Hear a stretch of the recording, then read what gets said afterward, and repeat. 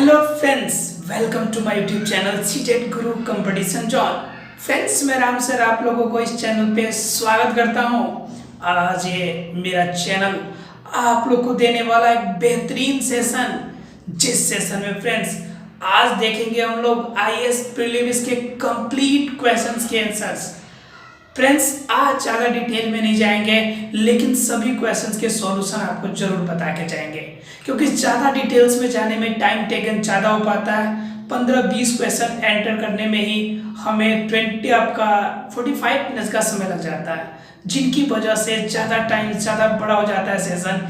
इसलिए हम आज के कम समय के सेशन में ही आपके कंप्लीट 100 नंबर 100 तक के सभी क्वेश्चंस के आंसर्स आपको देकर जाएंगे, ताकि अगर आपने एग्जाम अगर दिया हो तो आप अपने आंसर की को मिला सकते हैं, समझ सकते हैं कि आपने कितना सही किया और कितना गलत किया। साथ ही साथ थोड़ा बहुत जरूर डिटेल देते जाएंगे कि यह आंसर ही क्यों होगा। बाकी ऑप्शन की चर्चा हम आपसे नहीं करेंगे। फ्रेंड्स, अगर अब तक आपने सेशन को सब्सक्राइब नहीं किया हो, अगर चैनल को आपने सब्सक्राइब नहीं किया तो प्लीज आप चैनल को सब्सक्राइब कीजिए, क्योंकि हम देने वाले हैं आपको बेहतरीन क्लास, सबसे बेहतरीन, सबसे अलग, सबसे स्पेशल क्लास, जिसमें कंप्लीट यूपीएससी, पीसीएस या फिर आपके जितने भी स्टेट पुलिस है उसकी कंप्लीट प्रिपरेशन होगी। आपकी प्री से मेंस लेवल तक की एक एक पॉइंट को डिटेल हम लोग चर्चा करेंगे। आज के सेशन को अपने फ्रेंड्स को शेयर कीजिए, क्योंकि आज का काफी इंपॉर्टेंट, सबसे महत्वपूर्ण, क्योंकि आईएएस प्रीलिम्स की कंप्लीट आंसर्स हम आपके सेशन में शेयर करने वाले हैं। फ्रेंड्स, अपने सभी फ्रेंड्स को शेयर कर दीजिए, और साथ ही साथ यूट्यूब, फेसबुक या फिर जहां कहीं भी आप हो, उन सभी सोशल मीडिया पर भी थोड़ा सा ब्रॉडकास्ट कर दीजिए, ताकि ज़्यादा से ज़्यादा फ्रेंड्स आपके इस चैनल को सब्सक्राइब कर सके और हमारे साथ जुड़ सके, free of cost online classes ले सके। बिना लेट किए हुए फ्रेंड्स स्टार्ट करते हैं आज का सेशन। आइए फ्रेंड्स, देखते हैं आज का सेशन। ये सेशन प्रतिदिन सुबह 9 बजे लाइव फॉर्म में आता है, इसलिए आप सुबह 9 बजे देखना ना भूलें, ये हमारा लाइव सेशन। आइए फ्रेंड्स स्टार्ट करते हैं। हेलो फ्रेंड्स, स्टार्ट करते हैं आज का सेशन। आज के सेशन में फ्रेंड्स जो हमारा है फ्रेंड्स, वो सेशन आपका स्पेशली जो है वो आपका यूपीएससी का जो क्वेश्चन पेपर था आपका, उसकी आज कंप्लीट एनालिसिस देंगे। पिछले क्लास में हमने टाइम लिया था, क्योंकि मैं चाहता था कि डिस्क्रिप्शन के साथ काफ़ी डिस्क्राइब करके दूं, ताकि आप आगे के एग्ज़ाम के लिए भी हेल्पफुल होगा। लेकिन फ्रेंड्स, कुछ स्टूडेंट्स का कमेंट्स है कि काफ़ी कम समय में चाहिए उन्हें, तो मैं आज के सेशन में कंप्लीट आपकी क्वेश्चन पेपर की आंसर शीट बता देने वाला हूँ, जो कि आपके जो भी स्टूडेंट एग्जाम दे चुके एक बार अपना आंसर मैच कर लेंगे। साथ ही साथ कुछ डिस्क्रिप्शन भी देते चलूँगा जो आपके लिए हेल्पफुल होगा, या जो ज़्यादा जरूरी होगा उनके बारे में आपको डिस्क्रिप्शन दूंगा। फ्रेंड्स, एक और बात बता दूं कि मैं जो सेट के बारे में आपको बता रहा हूं वो सेट बी है। यूपीएससी का जो आपका एग्जाम हुआ था 4 अक्टूबर को, उसका सेट बी का आपका क्वेश्चन है। इसलिए प्लीज़ आप अपने क्वेश्चन नंबर, अगर आपका ग्रुप दूसरा हो, सी या डी हो, तो आप वहां से जाकर उसके अकॉर्डिंग क्वेश्चन नंबर से मैच कर लीजिएगा, उसके अकॉर्डिंग आपको समझ में आ जाएगा। फ्रेंड्स, तो आते हैं, स्टार्ट करते हैं आज का सेशन। अगर अब तक लाइक नहीं किया हो तो प्लीज़ लाइक कर दीजिए सेशन को, और चैनल को सब्सक्राइब नहीं किया हो तो प्लीज़ सब्सक्राइब कीजिए, क्योंकि हम स्टार्ट करने वाले आज के सेशन में कंप्लीट आपकी एनालिसिस, अर्थात कि कंप्लीट क्वेश्चन, कंप्लीट आंसर को आज आपके सेशन में देखने वाले हैं। आइए फ्रेंड्स, देखते हैं कि किस फॉर्म में यह वर्क करता है, इनके बारे में हम लोग देखते हैं। तो फ्रेंड्स, अगर बात करें तो क्वेश्चन नंबर 35 तक हमने पिछले क्लास में आपसे बात की थी। क्वेश्चन नंबर 35 तक अब चलना हम लोग को क्वेश्चन नंबर 36 से। देखते हैं फ्रेंड्स, क्वेश्चन नंबर 36 क्या कहते हैं हमारा। क्वेश्चन नंबर 36 की बात करें फ्रेंड्स, तो 36 नंबर क्वेश्चन कहता है, वित्त मंत्री के संसद बजट प्रस्तुत करते हुए उसके साथ अन्य प्रलेख भी प्रस्तुत होते हैं, जिसमें वृहद आर्थिक रूपरेखा विवरण दिया होता है। ठीक है, इसमें सम्मिलित रहता है। आपको बताना है कि पूर्वोक्त प्रलेख निम्नलिखित में किस आदेशन के कारण प्रस्तुत किया जाता है। वास्तव में इसके लिए 2003 में एक अधिनियम बना हुआ था, बजट प्रबंधन अधिनियम 2003, जिसके द्वारा राजकोषीय जो उत्तरदायित्व है और बजट है, उनके लिए पहले रूपरेखा तैयार करना पड़ता है, फ्रेमवर्क तैयार करना पड़ता है, और फ्रेमवर्क स्टेटमेंट के अकॉर्डिंग ही कोई काम किया जाता है। इसलिए फ्रेंड्स, इसका सही आंसर जो है ऑप्शन नंबर डी है। फ्रेंड्स अगर अगले क्वेश्चन की बात करें यानी क्वेश्चन नंबर 37 की बात करें तो क्वेश्चन नंबर 37 कहता है हमारा फ्रेंड्स, परिभाषा से संवैधानिक सरकार का क्या अर्थ है। संवैधानिक अर्थ आपका देखते ही आपके माइंड में क्या चलना चाहिए, आपके माइंड में सिर्फ यही चलना चाहिए कि संविधान के नियम के अनुसार ही चलना है। संवैधानिक सरकार का मतलब संविधान के अकॉर्डिंग ही चलना है, अर्थात कि सीमित अर्थात कि लिमिट में रहकर संविधान से बाहर कोई भी वर्क आप नहीं कर सकते हैं। इसलिए सही आंसर ऑप्शन नंबर डी होगा। फ्रेंड्स अगर बात करें अगले की तो अगला नंबर 38 नंबर कहता है, मूल अधिकारों के अतिरिक्त भारत के संविधान का निम्नलिखित में से कौन सा भाग मानव अधिकारों के सार्वभौम घोषणा 1948 के सिद्धांतों के प्रावधान को प्रतिबिंबित करता है। अर्थात कि बताना है कौन सा मौलिक अधिकार है, ठीक है, मूल अधिकार है जो कि भारत के संविधान में जो सर्वोत्तम आपका सार्वभौम घोषणा 1948 किया गया था उनके अनुसार आपका प्रतिबिंबित करता है अर्थात उसको प्रस्तुत करता है। तो फ्रेंड्स इसके सही आंसर की बात करें तो इसका सही आंसर है आपका पहला अर्थात कि उद्देशिका भी प्रस्तुत करता है, जिनकी वजह से देश के संपूर्ण क्रिया का मालूम चलता है। राज्य नीति निर्देशक तत्व आदर्श राज्य की कल्पना को प्रस्तुत करता है। मूल कर्तव्य जो प्रति नागरिक को क्या करता है कि इम्पोर्टेंट तथ्यों को उनके कर्तव्य कार्यों को बताता है। इसलिए ऑप्शन नंबर डी इसका क्या है, सही जवाब है। फ्रेंड्स अगर बात करें क्वेश्चन नंबर 39 की, थोड़ा सा फास्ट लेके चलेंगे क्योंकि टाइम कम लगे, नहीं तो काफ़ी ज़्यादा समय लग जाता है जिनकी वजह से दिक्कत हो जाती है। चलिए अगर बात करें तो भारत में विधिक सेवा प्रदान करने वाले प्राधिकरण अर्थात कि लीगल सर्विस अथॉरिटी जो होती है निम्नलिखित में किस प्रकार के नागरिकों को निःशुल्क विधिक सेवाएं प्रदान करती है। तो निःशुल्क सेवाएं किसे प्रदान करेगी, जिनके पास आपका आय शक्ति क्या हो, कम हो, अर्थात कि वार्षिक आय वाले व्यक्ति जो 1 लाख से कम रखते हो, ठीक है, या फिर वो व्यक्ति जो कि आपके ट्रांसजेंडर में आते हैं लेकिन उनका 2 लाख तक आपका वेतनमान है। तो इन दोनों कंडीशन में क्या मिल सकती है, उन्हें छूट मिल सकती है। अर्थात कि विधिक फॉर्म में छूट सिर्फ आपके क्या कहते हैं जो शोषित लोग हैं, क्या कहते हैं जो आर्थिक रूप से शोषित लोग हैं, सिर्फ उन्हीं लोगों को छूट मिलती है। इसलिए फर्स्ट और सेकंड सही है आपका, इसलिए ऑप्शन नंबर ए आपका क्या होगा, बिल्कुल सही जवाब होगा। अर्थात 39 का ऑप्शन नंबर ए जो है आपका बिल्कुल सही जवाब है। फ्रेंड्स अगर बात करें क्वेश्चन नंबर 40 की, अर्थात कि 40 नंबर क्वेश्चन की बात करें फ्रेंड्स, तो क्वेश्चन नंबर 40 क्या कहता है हमारा वो देखिए। क्वेश्चन नंबर 40 कहता है कि इसमें आपको संयुग्मित को मैच करना है कि कौन इसका सही है कौन इसका गलत जवाब है। और फ्रेंड्स इसका जो सही जवाब है वो फ्रेंड्स आपका है ऑप्शन नंबर सी अर्थात कि फर्स्ट और थर्ड। इसका सही जवाब फ्रेंड्स ऑप्शन नंबर फर्स्ट और थर्ड अर्थात कि क्वेश्चन नंबर 40 का सी इसका सही जवाब है। अर्थात कि जो अल्टा मल्टा घोषणा हुआ था लोगों के स्वास्थ्य की देखभाल के लिए, ठीक है, और अंडर 2 गठबंधन बाल अधिकार के लिए, ठीक है। अब इसमें क्या है, हेग का समझौता, हेग का समझौता और तेलंगाना का संवाद, इस चीज़ पर जरा ध्यान दीजिएगा। तेलंगाना का संवाद जो हुआ था जैविक रासायनिक शस्त्र के लिए हुआ था, ऐसे होना चाहिए, और हेग का समझौता वैश्विक जलवायु के लिए, इसलिए दोनों में उल्टा दिया हुआ है, इसलिए आपका सेकेंड और थर्ड आपका गलत हो जाएगा, फर्स्ट और फोर्थ आपका सही है, इसलिए सही ऑप्शन आपका ऑप्शन नंबर सी होगा। अगर बात करें फ्रेंड्स अगले क्वेश्चन की, अगर फ्रेंड्स सेशन अच्छा लग रहा हो तो प्लीज़ लाइक कीजिए, अपने फ्रेंड्स को भी शेयर कीजिए, क्योंकि हम आज देने वाले कंप्लीट क्वेश्चंस के आंसर और समझा के बता के, ताकि अगर आप एग्ज़ाम दिए हैं तो एक बार मैच कर लेंगे, और एग्ज़ाम नहीं दिया है तो क्वेश्चन का पैटर्न आप समझ लेंगे। फ्रेंड्स अगर बात करें 41 नंबर क्वेश्चन की, तो 41 नंबर कहता है कि आपको भारत के इतिहास के संदर्भ में इन युगों को बताइए।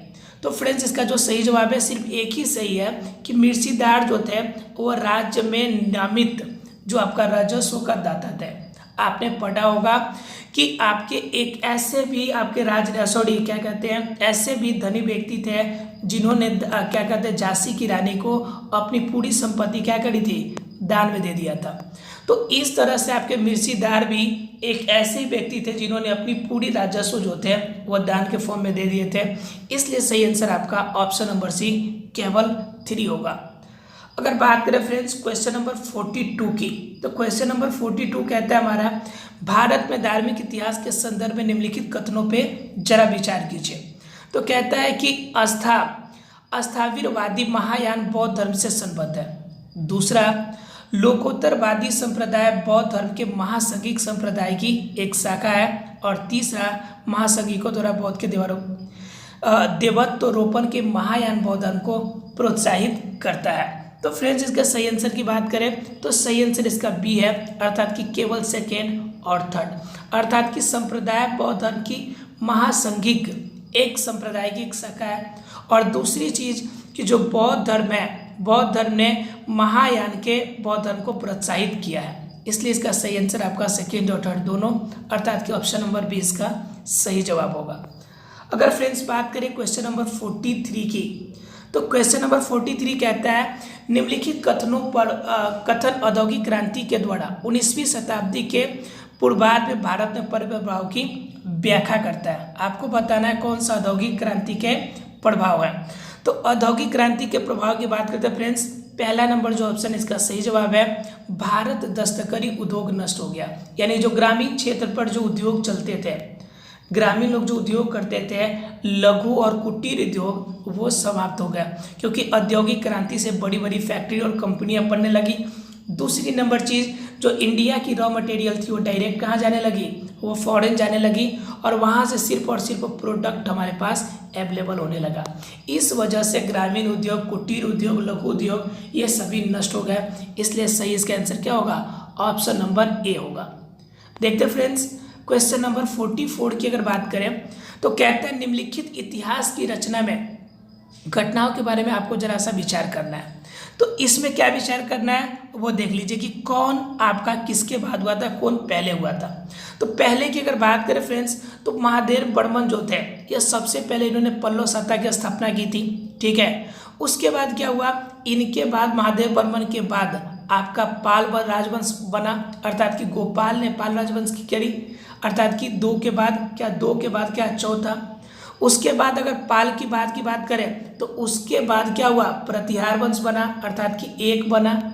और उसके बाद सबसे लास्ट में जो चोल सत्ता की स्थापना परंतक के द्वारा हुई, ये आपका 3, अर्थात कि इस फॉर्म में जिसका मैचिंग है वो आपका सही जवाब है। और सही जवाब ऑप्शन नंबर क्या है आपका, सी इसका सही जवाब है, अर्थात कि 44 का सही जवाब ऑप्शन नंबर सी है। इसलिए आप इसे मैच कर लेंगे। देखते फ्रेंड्स क्वेश्चन अगला 45 नंबर क्वेश्चन।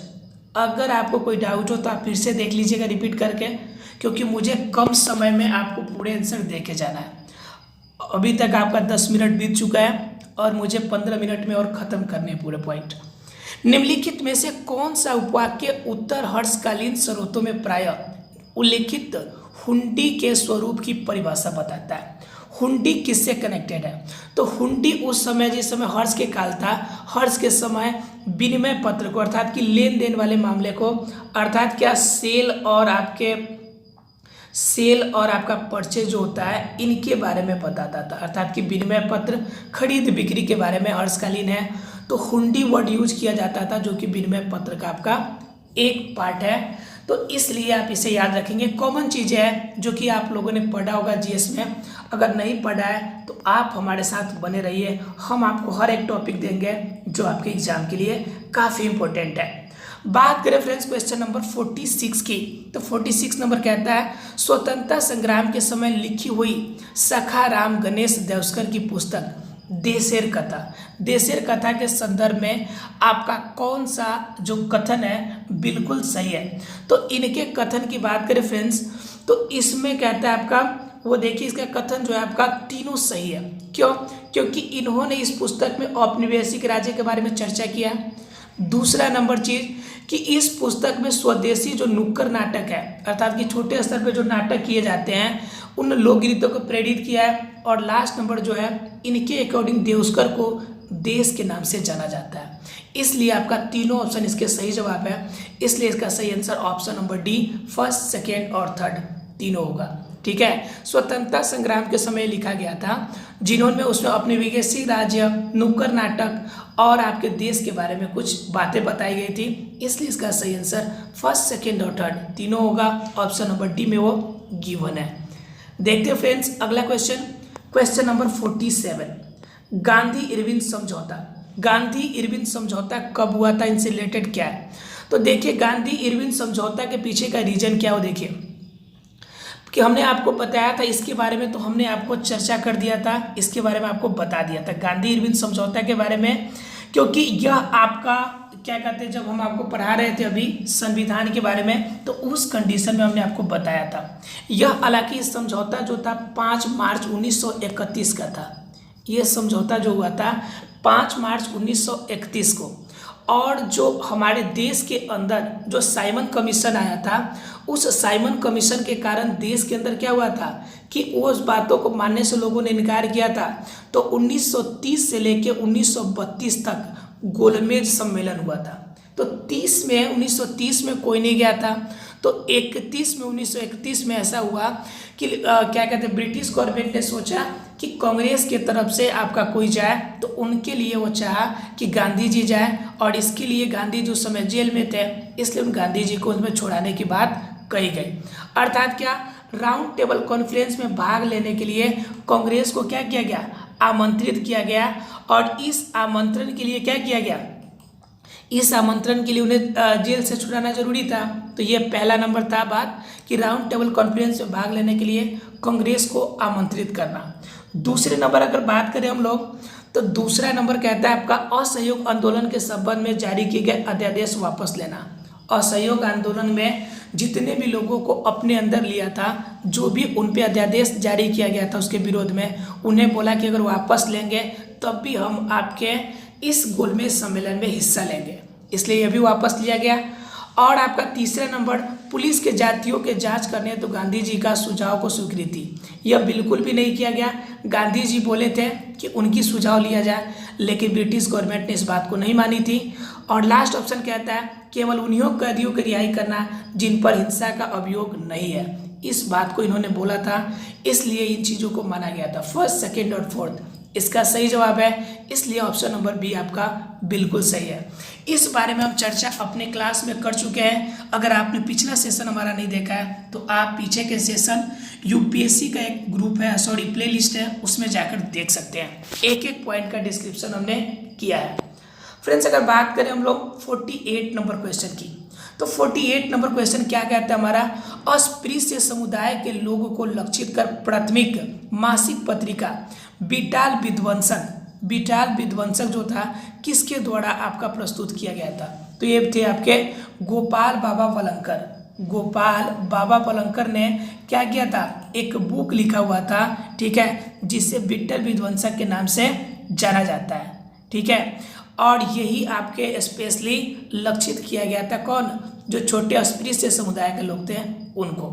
फ्रेंड्स, अगर बात करें 49 नंबर क्वेश्चन की, तो कहता है भारत के इतिहास के संदर्भ में कुल्यवाप या द्रोणावाप किस रूप में आपके उपयोग किए जाते हैं।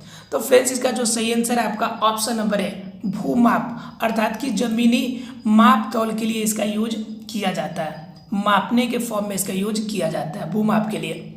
तो फ्रेंड्स, अगर बात करें क्वेश्चन नंबर 50 की, तो कह रहा है कोई भी व्यक्ति जो अपने संप्रदाय के महिमा मंडित करने की दृष्टि से अपने धार्मिक संप्रदाय की प्रशंसा करता है या अपने संप्रदाय के प्रति अत्यधिक भक्ति के कारण अन्य संप्रदायों की निंदा करता है, वह अपितु अपने संप्रदाय को गंभीर रूप से हानि पहुंचाता है। इसका वर्णन अशोक के अभिलेख में मिलता है। यानी अशोक का कथन है कि कोई भी व्यक्ति जो अपने संप्रदाय के फायदे के लिए दूसरे संप्रदाय की अगर निंदा करता है तो यह अपने संप्रदाय को भी हानि पहुंचाता है। इसलिए इसका सही आंसर ऑप्शन नंबर ए, बिल्कुल कॉमन क्वेश्चन है, आपने अगर थोड़ा सा भी ध्यान देकर पढ़ा होगा तो कंफर्म है आप इसका आंसर कर सकते थे।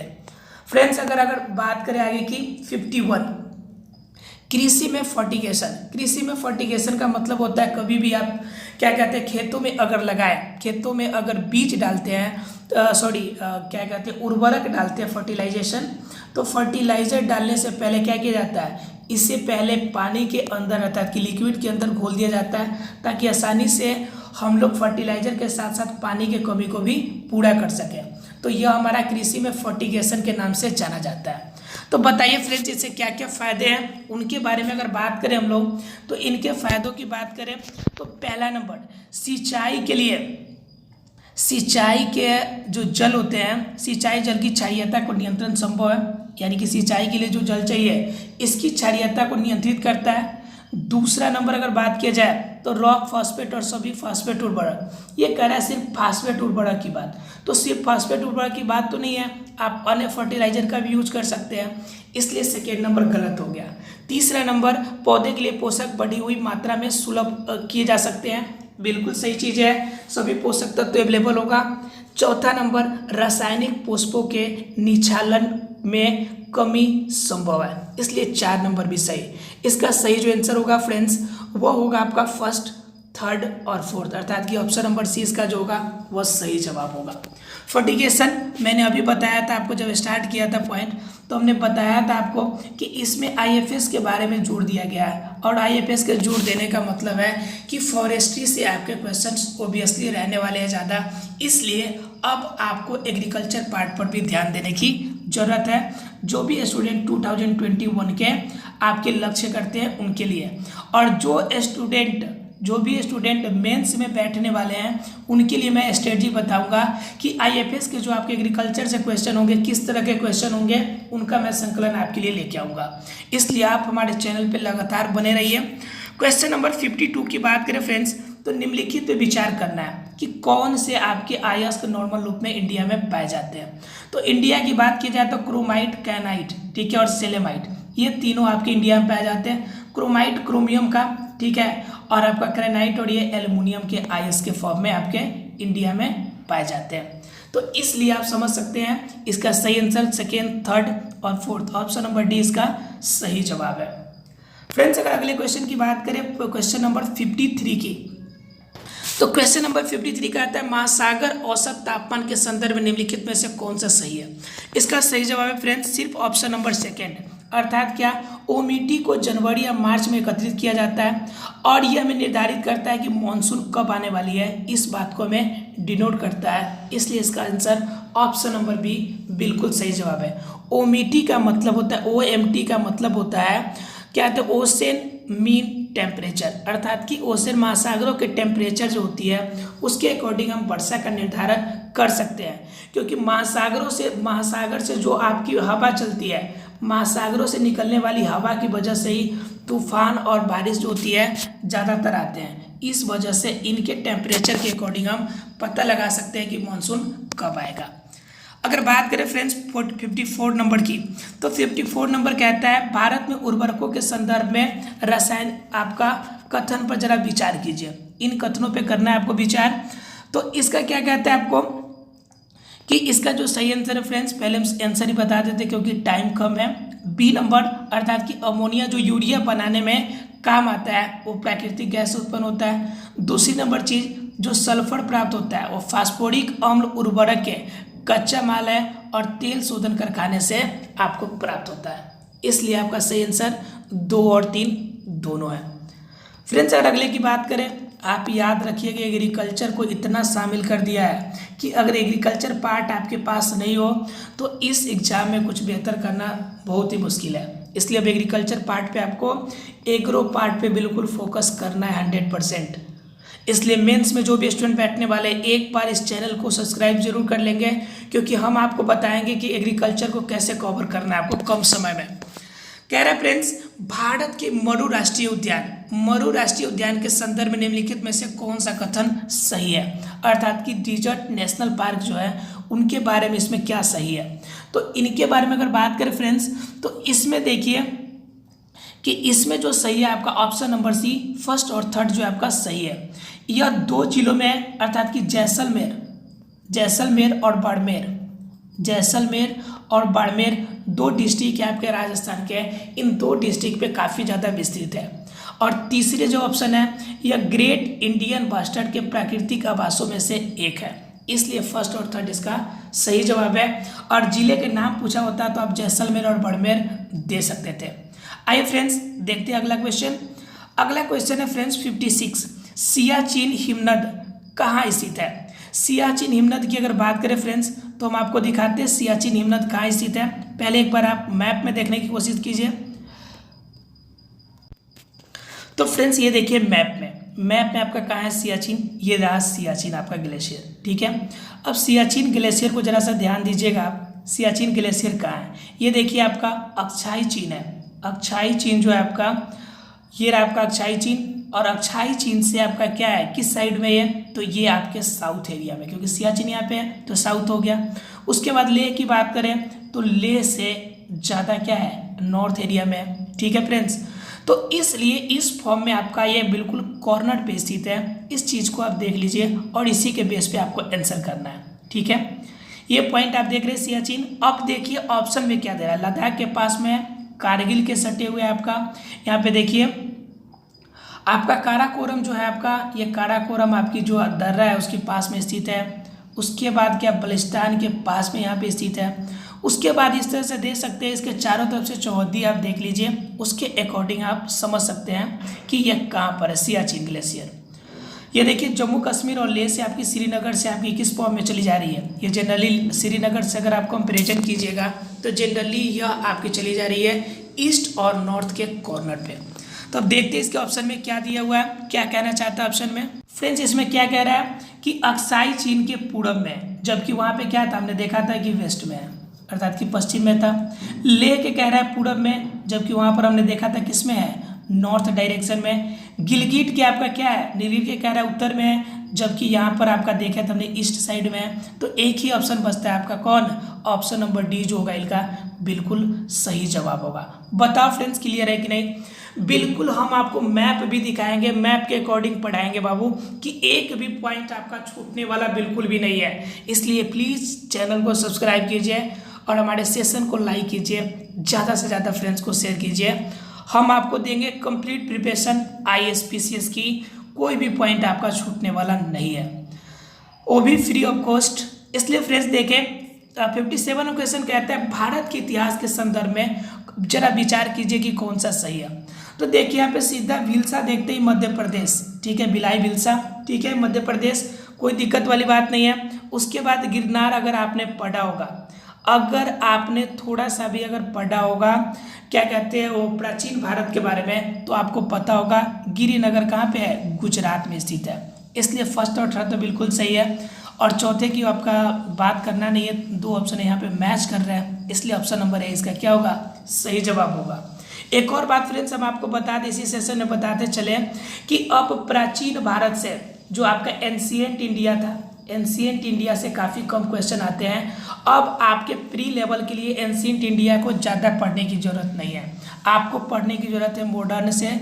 अगर हिस्ट्री में क्वेश्चन आते हैं तो जनरली मॉडर्न से आ रहे हैं, एंशिएंट इंडिया को इग्नोर करके आप चलिए, अगर प्री लेवल के अगर माइंड से मेकअप करते हैं तो। इसलिए फ्रेंड्स एक एक पॉइंट बताएंगे, आप एक एक पॉइंट बताएंगे कि कौन सा एग्जाम के लिए ज़रूरी है और क्यों ज़रूरी है, इसलिए प्लीज़ आप हमारे साथ बने रहिए। फ्रेंड्स अगर बात करें तो 58 नंबर क्वेश्चन क्या कहता है, CGWA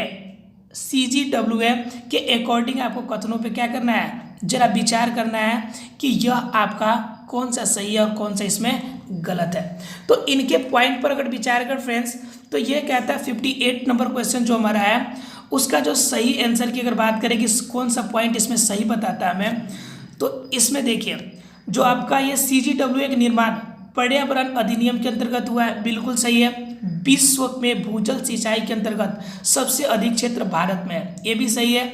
अगर फर्स्ट ऑप्शन की बात करें तो ये कहता है 36% जिले में ही, भाई ऐसा थोड़े नहीं कि सिर्फ 36% जिले में ही आपका ये वर्क करने वाला है, इसलिए फर्स्ट ऑप्शन इसका गलत हो जाएगा। सेकेंड और थर्ड सही, अर्थात कि ऑप्शन नंबर बी जो होगा इसका बिल्कुल सही जवाब होगा। फ्रेंड्स अगर अगले क्वेश्चन की बात करें 59 नंबर क्वेश्चन की, क्वेश्चन नंबर 59 की बात करें फ्रेंड्स, तो 59 नंबर कहता है निम्नलिखित कथनों पर जरा सा आप क्या कीजिए, विचार कीजिए और विचार करके बताइए कि कौन इसका सही जवाब है। तो देखिए फ्रेंड्स इसमें अगर बात करें हम लोग तो ये क्या कह रहा है, फर्स्ट नंबर जेट प्रवाह केवल उत्तरी गोलार्ध में होता है, पहला नंबर चीज़। और आपका दूसरा क्या कह रहा है, केवल कुछ चक्रवाती केंद्र में वातरक्षित होते हैं। और तीसरा कह रहा है चक्रवात के जो वातक्षी के अंदर का तापमान जो होता है आसपास के तापमान से लगभग क्या होता है 10 डिग्री सेल्सियस जो होता है वह कम होता है। अब इनके ऑप्शन की बात करें तो यह जो आपका चक्रवात के अंदर केवल कुछ चक्रवाती केंद्र में वातक्षी उत्पन्न करते हैं, ये तो बिल्कुल सही जवाब है ऑप्शन नंबर 2। बिल्कुल सही है, बाकी ऑप्शन इसके जो है वो गलत है। इसलिए जो सही आंसर होगा आपका ऑप्शन नंबर सी होगा इसका सही जवाब, अर्थात कि केवल 2 सही है। क्योंकि चक्रवात का जो केंद्र तैयार होता है यह सिर्फ कुछ ही आपके भागों में तैयार होता है, बाकी सब में यह तैयार नहीं हो पाता है। इसलिए इनके टेम्परेचर की तो हम बात कर ही नहीं सकते कि टेम्परेचर कहाँ पे कम होता है अधिक होता है, इसलिए ऑप्शन नंबर सी जो है आपका सही जवाब है। देखते फ्रेंड्स अगला क्वेश्चन नंबर 60। ये तो बिल्कुल ईजी है क्वेश्चन। कह रहा है आपको क्रांतिक बाघ आवास के फॉर्म में सबसे अधिक एरिया किसका है, ठीक है। तो सबसे अधिक एरिया की अगर बात करें फ्रेंड्स तो आपको पता होगा सुंदरबन सबसे अधिक एरिया में 10,000 स्क्वायर किलोमीटर की एरिया है कंटेन करता है, अर्थात कि इसका सही आंसर ऑप्शन नंबर डी। ये तो छोटे बच्चे भी बता देते हैं कि सबसे अधिक एरिया कौन कंटेन करता है, आपका सुंदरबन। फ्रेंड्स फटाफट जरा कमेंट्स कर दीजिएगा एक बार कि सुंदरबन किस स्टेट में है। आप फटाफट ये क्वेश्चन आंसर कर दीजिए फटाफट, इसमें हम लोग देखेंगे तो आगे आपको इसके बारे में चर्चा कर लेंगे। पता हो आपको तो फटाफट बता दीजिए, आंसर कर दीजिए आप कि सुंदरबन किस स्टेट में स्थित है। देखिए फ्रेंड्स यदि किसी पौधे की विशिष्ट जाति को वन्य जीव सुरक्षा अधिनियम 1972 की अनुसूची 6 में रखा गया हो तो इसका क्या तात्पर्य है। भाई सीधी सी बात है, जब यह 1972 में रखा गया है यानी कि वन्य जीव सुरक्षा के अधिनियम 1972 की अगर बात करें तो 1972 क्या कहता है कि किसी भी फॉर्म में कि अगर आपको कोई भी पौधा लगाना है, जिन पौधे विलुप्त होते जा रहे हैं उनको अगर लगाना है आपको या किसी फॉर्म में अगर यूज करना है तो उसके लिए आपको लाइसेंस की आवश्यकता पड़ती है, अर्थात कि सरकार की अनुमति की आवश्यकता पड़ती है। और जिसमें इस अनुमति की बात की जाए वही ऑप्शन सही है आपका, ऑप्शन नंबर ए में दिया हुआ लाइसेंस लेने की बात, और ऑप्शन नंबर ए क्या होगा इसका सही जवाब है। अर्थात कि उस पौधे की खेती करने के लिए आपको किसकी आवश्यकता पड़ेगी, लाइसेंस लेना पड़ेगा। फ्रेंड्स अगर बात करें क्वेश्चन नंबर 62 की तो 62 में क्या कहता है आपको कि प्राचीन भारत के गुप्त राजवंश के संदर्भ में नगर घंटाशाला, कदुरा और चौल किस लिए विख्यात है। पहले बता दें फ्रेंड्स कि घंटाशाला जो है आपका घंटाशाला, कदुरा और चौल जो है जनरली आपको एपी के एरिया में पाए जाते हैं, आंध्र प्रदेश के एरिया में पाए जाते हैं। और आंध्र प्रदेश हमारा क्या है, समुद्री इलाका है, और समुद्री इलाका किसके लिए विख्यात होगा, विदेशी व्यापार के लिए, अर्थात कि इसका सही आंसर क्या होगा ऑप्शन नंबर ए, अर्थात क्या कि विदेशी व्यापार के बंदरगाह के फॉर्म में ये विख्यात है। ये है कहाँ पर, आंध्र प्रदेश में, घंटाशाला, कदुरा और चौल, ठीक है, जो कि गुप्त राजवंश में काफ़ी ज़्यादा विख्यात था, क्योंकि गुप्त राजवंश जो है काफ़ी दूर तक फैला हुआ था, इसलिए यह विदेशी व्यापार के फॉर्म में वर्क किए जाते थे। फ्रेंड्स अगर बात करें 63 नंबर की, शून्य जुताई अर्थात कि जीरो टिलेज का मतलब क्या होता है ये आपको बताना है। तो इसमें फ्रेंड्स बात करें कि जीरो टिलेज की अगर बात करें तो इसमें जो आपका सही आंसर होगा, या पिछले फसल के अवशेषों को जलाए बिना गेहूं का बुआई कर सकते हैं, बिल्कुल सही बात है। दूसरा नंबर, चावल की नई पौधे नर्सरी में बनाए बिना धान बीजों के नम मृदा में सीधे रोप सकते हैं। अगर धान चाहे तो इंडिविजुअली आप लगा सकते हैं, कोई ज़रूरी नहीं कि नर्सरी लगाइए और फिर ले जाकर उसे किसी खेत में बोइए। आप डायरेक्ट भी आप चाहें तो एक एक बीज का यूज करके आप यूज कर सकते हैं। तीसरा नंबर, मृदा में कार्बन पृथक्करण संभव है, अर्थात कि मृदा में अगर चाहे तो कार्बन का जो लेवल है उसके अकॉर्डिंग आप कम अधिक कर सकते हैं। तो इसलिए इसका तीनों सही जवाब है, ऑप्शन नंबर डी में दिया हुआ है, इसलिए ऑप्शन नंबर डी क्या होगा इसका बिल्कुल सही जवाब होगा। अगर फ्रेंड्स बात करें क्वेश्चन नंबर 64 की, तो क्वेश्चन नंबर 64 कहता है भारत की जैव ईंधन के राष्ट्रीय नीति के अनुसार जैव ईंधन के उत्पादन के लिए निम्नलिखित में से किसका उपयोग किया जाता है वो बताना है आपको। तो इसमें फ्रेंड्स पहला नंबर चीज क्या यूज किया जाता है, कस्बा, ठीक है। दूसरा नंबर जो आपको यूज किया जाता है फ्रेंड्स वो है आपका क्षतिग्रस्त गेहूं के दाने, ठीक है। उसके बाद क्या यूज किया जाता है, सड़ा हुआ आलू और आपका चुकंदर। इसमें क्षतिग्रस्त गेहूं के दाने और मूंगफली के जो दाने हैं उसका यूज नहीं किया जाता है, इस बात का आप ध्यान रखेंगे। इसलिए आपका और ये आपका कुलथी जो है ये भी आपका यूज नहीं होता है, हॉर्स ग्राम इसका भी यूज नहीं किया जाता है। आपका फर्स्ट, सेकेंड, फिफ्थ और सिक्स्थ यह इसके सही जवाब अर्थात कि ऑप्शन नंबर ए में दिया हुआ है, जो कि आपका बिल्कुल सही जवाब है। फ्रेंड्स आप अपने आंसर को जरा मैच करते चलिए ताकि आप अनुमान लगा सकें कि मेंस में बैठने लायक है कि नहीं। इसके अकॉर्डिंग आप मेंस की प्रिपरेशन स्टार्ट कर सकते हैं या फिर अभी से आप 2021 के प्रिपरेशन में लग सकते हैं। इसलिए मैंने आपके लिए आंसर शीट अवेलेबल कराया है। निम्नलिखित में से कौन सा कथन कार्बन के सामाजिक मूल्य पद का सर्वोत्तम वर्णन करता है। यहाँ पे क्या कह रहा है, सामाजिक मूल्य की बात। सामाजिक मूल्य की बात करने का मतलब है कि हमारे समाज पर इसका कितना प्रभाव पड़ता है, किस फॉर्म में इसका यूज होता है। तो कह रहा है प्रदत्त वर्ष में 1 टन CO2 के उत्सर्जन से होने वाली दीर्घकालीन क्षति, यह तो समाज पे सबसे ज़्यादा प्रभाव डालता है, क्योंकि जितना ज़्यादा CO2 निकलेगा उतना ज़्यादा आपके क्या होगा, रिस्पायरेटरी डिजीज जो आपकी इंडिया में होगी वो बढ़ती जाएगी। और यहाँ तक कि समझ सकते हैं आप कि यहाँ तक कि जो आपके अमेरिका या अदर कंट्री है उसमें तो इतना ज़्यादा बढ़ गई है कि अगर आपका 14 आदमी मरता है लगभग अमेरिका में, तो उसमें से 1 आदमी रिस्पायरेटरी डिजीज अर्थात प्रदूषण की वजह से मरता है। तो समझ सकते हैं कि अदर कंट्रीज़ की क्या, इंडिया की कंट्रीज़ भी बहुत ज़्यादा खराब हो गई है।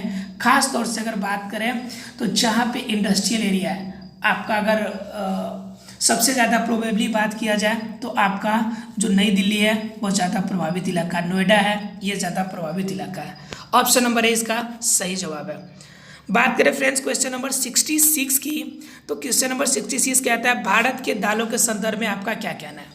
उड़द की खेती खरीफ और रबी फसल दोनों के साथ की जा सकती है। दूसरा नंबर कह रहा है फ्रेंड्स कुल दाल उत्पादन का लगभग आधा भाग केवल मूंग का होता है। और आपका क्या, पिछले 3 दशकों में जहाँ खरीफ दालों का उत्पादन बढ़ा हुआ है रबी दालों का घाटा हुआ। तो ये घाटा क्या बात है, बढ़ने की बात तो गलत है बिल्कुल। कुल दाल उत्पादन का लगभग आधा भाग केवल मूंग है, ऐसा नहीं है। यहाँ पे अरहर भी प्रचुर मात्रा में यूज किया जाता है, इसलिए ऑप्शन नंबर 2 भी गलत है। फर्स्ट नंबर कहता है उड़द की खेती खरीफ और रबी दोनों के साथ बिल्कुल हो सकती है, इसलिए ऑप्शन नंबर ए इसका क्या होगा, बिल्कुल सही जवाब है।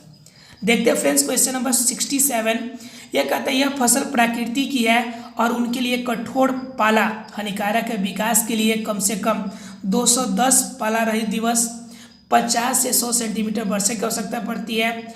हल्की स्वप्लावित मृदा जिसमें नमी धारण करने की क्षमता हो और साथ ही साथ उसके खेती के लिए आदर्श एवं अनुकूल है। तो कहने का मतलब 210 दिन जिसमें पाला नहीं पड़े, अर्थात क्या ठंड नहीं गिरे, ओस नहीं गिरे, और उसके अलावा 50 से 100 सेंटीमीटर बारिश भी चाहिए। यह चीज़ तो आपको एक ही डिनोट करता है कि कपास की खेती, ठीक है। इसलिए इसका सही आंसर ऑप्शन नंबर ए। थोड़ा सा चेंजेस करेंगे तो जूट भी समर्थन में आ जाएगा। अगर ऑप्शन में दिया रहता कूट में ए और बी दोनों को एक साथ कंज्यूम करने के लिए, तब आपका आंसर ए और बी दोनों हो जाता। बात करें फ्रेंड्स क्वेश्चन नंबर 68 की, तो सौर जल पंपों के संदर्भ में आपका क्या कहना है। सौर जल पंपों के संदर्भ में आपको क्या कहना है। तो इसमें क्या कह रहा है आपका कि सौर ऊर्जा का प्रयोग पृष्ठीय पंपों को चलाने के लिए हो सकता है, जबकि निमजीव पंपों के लिए नहीं। ये तो बिल्कुल गलत है, ये तो अन्य पंप के लिए भी कर सकते हैं आप। सौर ऊर्जा का प्रयोग अपकेंद्रीय पंपों को चलाने के लिए हो सकता है, बिल्कुल सही है, लेकिन पिस्टल वालों के लिए नहीं। फिर इसमें निगेटिव दे दिया, इसलिए ना तो फर्स्ट सही है और ना ही सेकेंड, इसलिए इसका सही आंसर ऑप्शन नंबर डी होगा, ना फर्स्ट ना ही सेकेंड। प्लीज़ आप लोग पूरे ऑप्शन को पढ़ें, क्योंकि कुछ स्टूडेंट होते हैं जैसे दोनों में दिया हुआ है, पहले का पॉजिटिव जो पॉइंट है बिल्कुल सही है, लेकिन बाद में निगेटिव वर्ड डालकर क्या कर दिया है, क्वेश्चन को गलत कर दिया, सॉरी ऑप्शन को गलत कर दिया है। इसलिए प्लीज़ जब तक पूरा ऑप्शन नहीं पढ़े तब तक आंसर टिक आउट नहीं करें, यह आपके ज़िंदगी और आपके पूरे कैरियर का सवाल है। फ्रेंड्स अगर बात करें क्वेश्चन नंबर 69 की, 69 नंबर कहता है क्वेश्चन, भारत में गन्ने की खेती में वर्तमान आपकी प्रवृत्तियों के संदर्भ में आपको जरा बताना है कि कौन इसका सही है कौन इसका गलत है, ठीक है। तो फ्रेंड्स इसकी अगर बात करें तो पहला नंबर इसका कि जब बर्ड चीप एस्टैग्लिश को नर्सरी में उगाकर मुख्य कृषि भूमि में प्रतिरोपण किया जाता है तो बीज सामग्री की बचत होती है। सही बात है, आप नर्सरी में लगा के और इसी पौधे को फिर से आप क्या करेंगे, ट्रांसप्लांट करेंगे, अर्थात कि एक जगह से उखाड़ कर दूसरे जगह तक लगाएंगे, तो उससे क्या होगा, बीज का यूज कम हो जाएगा, बीज का कम उपयोग होगा। उसके बाद आपका देखिए, उसके बाद गन्ने की खेती में क्या है, उत्तक संवर्धन का भी यूज किया जाता है। उत्तक संवर्धन आपको पता है, एक छोटे से कंटेनर में सभी आपके इंपॉर्टेंट पोषक तत्वों का एक घोल होता है, ठीक है। इस घोल के अंदर हम उस पौधे के उत्तक या अंग के कुछ भाग को काट कर रखते हैं जिनसे हम नया पौधा तैयार करते हैं। यह हमारा उत्तक संवर्धन कहलाता है या फिर टिश्यू कल्चर कहलाता है, ठीक है। इसलिए फर्स्ट और आपका फोर्थ बिल्कुल सही है और इसका सही आंसर क्या होगा? ऑप्शन नंबर सी, फर्स्ट और फोर्थ इसका सही जवाब होगा। फ्रेंड्स अगर बात करें क्वेश्चन नंबर 70 की, तो क्वेश्चन नंबर 70 फ्रेंड्स कहता है आपका भारत के संदर्भ में निम्नलिखित में से किन पद्धतियों को परितंत्र अनुकूली कृषि माना जाता है? तो फ्रेंड्स अगर परितंत्र कृषि की बात करें तो क्या हो जाएगा इसका आंसर? इसका जो सही जवाब होगा फ्रेंड्स, यह फसल की विविध रूपन में आपका, उसके बाद लेगिम इंडिफिकेशन, टेस्योमीटर का प्रयोग और आपका वर्टिकल फार्मिंग, यानी इस तरह से ये चारों ऑप्शन सही है। ऑप्शन नंबर डी जो इसका बिल्कुल सही जवाब है। फ्रेंड्स ये थे क्वेश्चन नंबर 70 तक के आंसर। फ्रेंड्स चाहकर भी हम पूरे क्वेश्चंस को पूरा नहीं कर पाए, इसके लिए सॉरी। ये क्वेश्चन आपके क्वेश्चन नंबर 35 से लेकर क्वेश्चन नंबर 70 तक हमने कवर किया है, अर्थात कि आज के सेशन में हमने 35 क्वेश्चंस कवर किए हैं। आशा है कि अगले पार्ट में हम पूरी क्वेश्चन का आंसर आपको दे पाएंगे, इसलिए प्लीज़ आप हमारे सेशन को लाइक करें। चैनल को अपने सब्सक्राइब नहीं किया हो तो प्लीज़ सेशन को सब्सक्राइब करें, क्योंकि आपका क्या होगा कि अगले पार्ट में हम पूरे क्वेश्चंस को कवर कर पाएंगे। आज मेरा लक्ष्य था कि पूरे पॉइंट को कवर कर पाए, लेकिन टाइम ज़्यादा हो गया है और ज़्यादा टाइम तक देखना थोड़ा सा आप लोग को बेटर नहीं लगता है, इसलिए हम आज के सेशन को यहीं पे ड्रॉप आउट करते हैं। कल के सेशन यकीन मानिए पूरा कंप्लीट हो जाएगा, अर्थात 71 से लेकर कितना नंबर तक, 100 नंबर तक के क्वेश्चन को हम कल कवर करेंगे। आप हमारे सेशन बने रहे, इसके लिए thank you very much. A lot of thanks friends.